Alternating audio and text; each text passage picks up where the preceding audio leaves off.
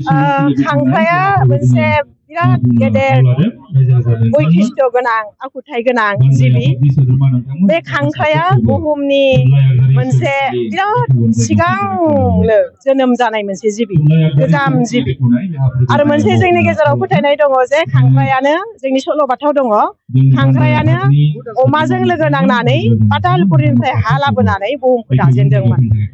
आरो मोनसे रावना रावनिनि सल'आव दङ, आं दहाय बुंबाय, बे बुहुमा जेब्ला बिराद गिलु बालु खैफोदा नुजादोंमोन, अब्ला पातालपुरिनिफ्राय दै गोथार लाबोनानै बुहुमखौ गोजोन बा थारफैदोंमोन, थाजिम खालामफैदोंमोन। खांख्राया मोनसे बुहुमनि सुख सान्ति खौसेथि लाबोग्रा सासे थान्दै।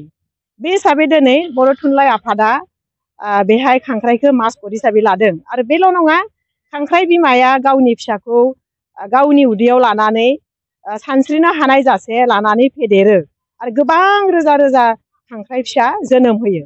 जोंनि बर' थुनलाइ आफादाबो बिदिनो बयखौबो बजबनानै बेहाय गुबुन गुबुन राव हारिमुनि थुनलाइ आफादनि गुबुन गुबुन राजखान्थि दोलोनि गासैखौबो लानानै थुनलाइया खामानि मावलांगासिनो दं। बेखायनो जाहाथे खांख्राइ बिमा बायदि बयखौबो बजबनानै खामानि मावनो हायो, बेखौनो लानाय जादों मोनसे खौसेथि गोजोननि मेसेज।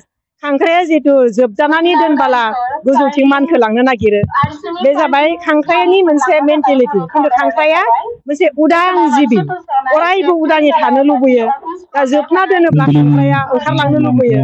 जाहाथे जोंबो रावबो मानसिखौ बुहुमाव रावखौबो रावजों गादबलाया, नासयलाया, मानसिनि सुबुंनि राव हारिमु थुनलाइनि उदांस्रिखौ जाहाथे जों बयबो मोनो, बेखायनो खांख्राइनि मास्कटखौ लानाय जादों।